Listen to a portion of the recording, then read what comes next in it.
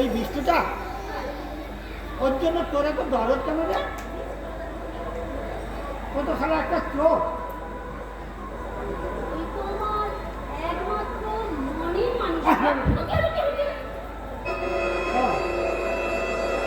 ও যদি তোর মনের মানুষ হয় তাহলে আমি তোর কাছে রোজ রোজ আসবো কেন?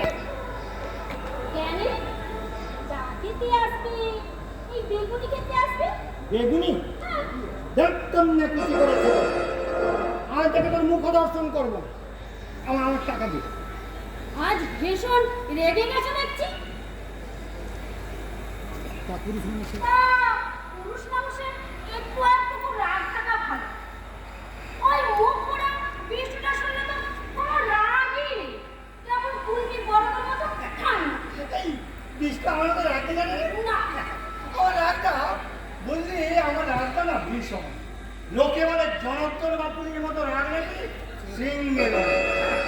তাই তো একদিন রাগের মাথায় বউটার গায়ে দিলাম।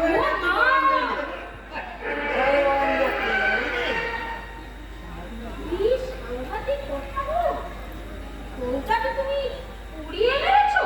উড়িয়ে? তবে বিশ্বাস কর, মারি মারোনি? না, ওই ভাঙাচোরা বউটা না গায়ে পালিয়ে গেছে। আরে বেশ, নাহলে ওই শালিকে তো একদিন আমাকেই লাঠি মেরে তাড়াতো। আচ্ছা আচ্ছা, তুই বল পুষ্প, ভাঙাচোরা বউ নাকি ঘর করে যা? তুই বল। তুমি তো ভালো নগ্ন মশাই। তোর যেমন কথা, এই সারা পুলিশের লোক কখনো ভালো? পুলিশের লোক ভালো হয় না? পুলিশের লোক কখনো ভালো হয় না, বুঝলি? তুমি আমার এখানে আর এসো না, এমনিতে আর আসবো না। তোর মন থেকে যখন ওই চোর বৃষ্টিটা গেল না, তোর কাছে এই আমার আশা শেষ। না, এরপর থেকে তুমি আর এসো না। তুমি যদি আমাকে পুরাইয়ে মারো?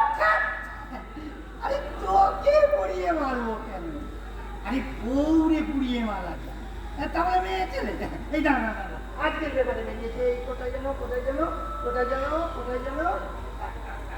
এই বড় বড় লোকদের বউ মারার ঘটনা বেরিয়েছে, কিন্তু মেয়ে ছেলে মারার ঘটনা তুই একটাও দেখতে পাবি না, বুঝলি?